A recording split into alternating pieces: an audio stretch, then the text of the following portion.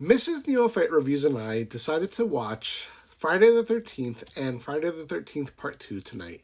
So this video will be a review for both films. Although both films were first-time watches for the both of us, I was privy to the twist reveal at the end of the first film.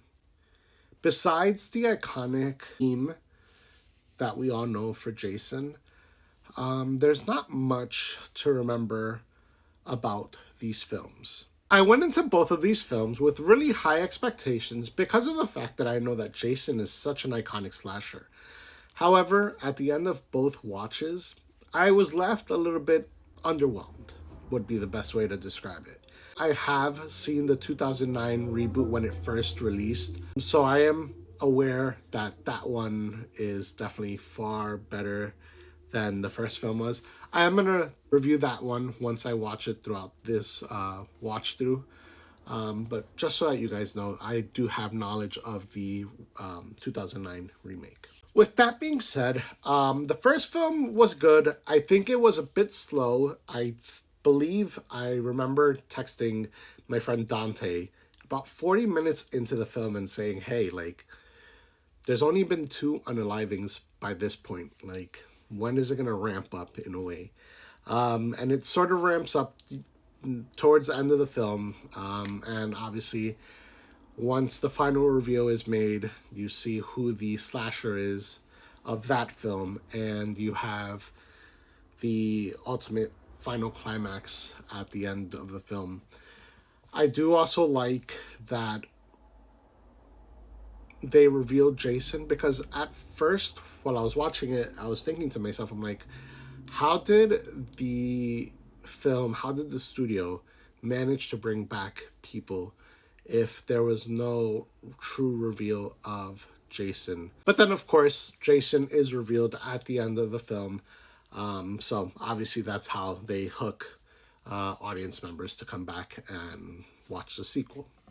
Now, as far as the sequel goes, I sort of preferred the first one over the sequel. I didn't really care too much for any of the characters in the second film. I will say, though, and I said it to Mrs. Neophyte Reviews, that the music is probably the highlight of the film.